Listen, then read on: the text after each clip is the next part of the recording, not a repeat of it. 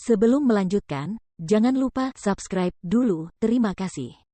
Bab 224, Chaiden mengejar Emily. Semenjak tim pemburu New York 5 Pax didirikan, mereka tidak pernah gagal satu kali pun. Mereka bukan hanya sangat kaya, tetapi mereka juga pria-pria dengan gaya yang berbeda-beda. Ada yang berotot, ada yang lembut dan penuh perhatian, ada yang memiliki bentuk tubuh bak selebriti, dan ada pula yang berbakat dan lucu.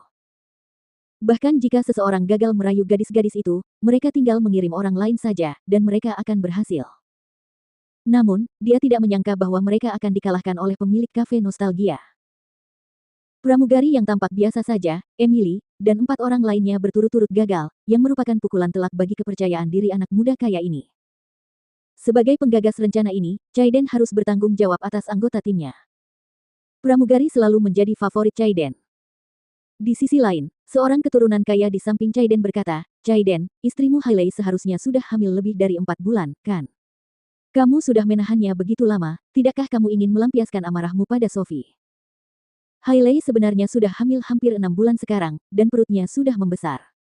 Dia jauh lebih gemuk dari sebelumnya, dan dia benar-benar berbeda saat itu. Lagi pula, bayi Hailey bukan milik Chaiden, jadi dia tidak tertarik padanya sekarang. Demikian pula, Hailey telah hamil selama 6 bulan, tetapi suaminya tidak berada di sisinya, jadi dia tidak bersikap baik kepada Chaiden. Chaiden dan Hailey telah lama tidur di kamar terpisah. Chaiden mengangguk dan berkata, "Emily tidak buruk. Namun, kalian semua gagal. Kebetulan akhir-akhir ini aku menahannya dengan buruk. Aku ingin mempermainkan Emily. Mason, sudahkah kamu memeriksa kemana dia akan terbang dalam beberapa hari ke depan?" Mason menjawab, "Ya, dia terbang ke DC besok dan akan tinggal di sana selama sehari." "Bagus sekali, kalau begitu saya juga akan memesan tiket ke DC." Selagi Chaiden berbicara, ia mengirim pesan kepada asistennya untuk memesankan tiket pesawat untuknya. Arnold, yang berada di samping, agak bingung. "Tuan Chaiden, mengapa repot-repot terbang ke DC? Tidakkah Anda punya cukup waktu begitu dia kembali?" Chaiden dan yang lainnya tertawa. Chaiden terkekeh dan berkata, "Arnold, kamu jelas tidak tahu banyak. Pramugari-pramugari ini adalah wanita muda dan cantik yang mencintai romansa. Kamu bisa melakukannya dalam 3 hari jika kamu merayunya di sini, tetapi jika kamu pergi ke luar negeri bersamanya, dia mungkin bisa tidur denganmu dalam 1 malam. Mereka akan sangat pendiam di sini, tetapi begitu mereka pergi ke luar negeri, mereka akan sangat liberal. Selain itu, mereka akan memiliki waktu yang terbatas di luar sana, dan akan sulit untuk bertemu dan mempertahankan hubungan jarak jauh. Kebanyakan orang cenderung melakukannya begitu mereka menyukai seseorang. Kebanyakan wanita menyukai hal-hal yang romantis. Jika dia pergi ke hotel dengan seorang pria di kota yang telah dia tinggali selama puluhan tahun, dia tidak akan menganggapnya romantis sama sekali.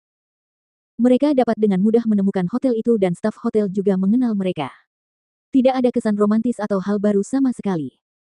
Namun, jika itu terjadi di tempat-tempat seperti Paris dan London, segalanya akan berbeda. Mereka akan menganggapnya segar, menarik, dan tak terlupakan.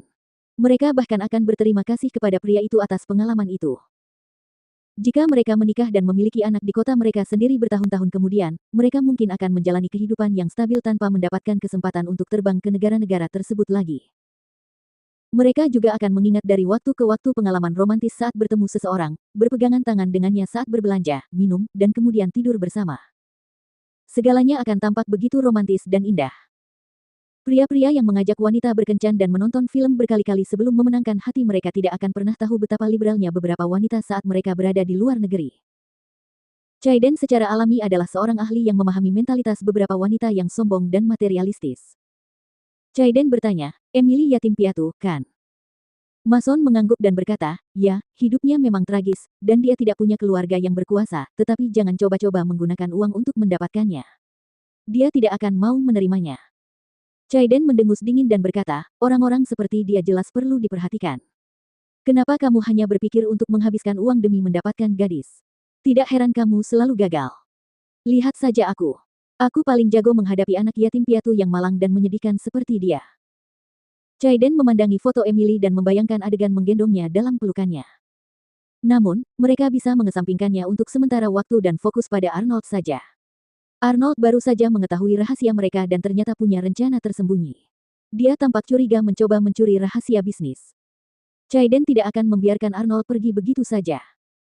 Chaiden tiba-tiba memegang bahu Arnold dan berkata, "Arnold, ikut kami karaoke."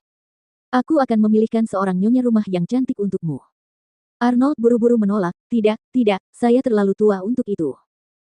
Mason berkata, Tuan Dekker, Anda tampak muda, kuat, dan penuh semangat. Ayo, kita berangkat. Arnold tidak bisa membuat mereka marah, jadi dia tidak punya pilihan selain mengikuti mereka ke klub pribadi. Mereka memasuki ruangan dan Chaiden bertepuk tangan, setelah itu sederet wanita muncul di hadapan mereka berempat. Arnold, pilih saja yang mana. Arnold menoleh ke kiri dan ke kanan dan akhirnya menggelengkan kepalanya. Tuan Chaiden, silakan saja. Saya benar-benar tidak bisa datang. Ada yang harus saya kerjakan di kantor. Saya akan pergi sekarang. Memukul. Mason memukul meja dan berkata, Tuan Dekker, Anda sudah tahu rahasia kami. Kalau Anda tidak tinggal untuk bersenang-senang dengan kami tidak akan merasa tenang. Arnold sangat marah, dan dia berpikir, jika aku sudah lama tahu bahwa rahasiamu adalah tentang berhubungan dengan wanita, aku tidak akan repot-repot mencari tahu. Ini semua salah tim karena memberiku berita yang tidak dapat dipercaya. Arnold berkata, Tuan Chaiden, bukan berarti saya berpura-pura menjadi pria baik, tetapi saya selalu memiliki standar yang tinggi terhadap wanita. Saya tidak akan menyukai wanita manapun kecuali wanita seperti Victoria. Chaiden berdiri dan berkata, jadi Anda tidak menyukai mereka, Tuan Dekker. Saya mengerti. Anda boleh pergi. Saya pasti akan menemukan wanita yang memenuhi standar Anda lain kali. Saya jamin Anda akan puas. Arnold mengangguk. Jangan khawatir, Tuan Chaiden, saya tidak akan memberitahu siapapun tentang urusan Anda. Kalian nikmati saja sesuka kalian. Saya tidak pernah ingin ikut campur sejak awal. Setelah mengatakan itu, Arnold pergi. Setelah Arnold pergi, Mason masih merasa sangat gelisah karena wanita di tengah foto ketiga wanita itu memiliki latar belakang yang luar biasa, dan Arnold telah melihat fotonya. Jika Arnold menyebarkan berita itu, mereka pasti akan menghadapi pembalasan dendam dari orang lain.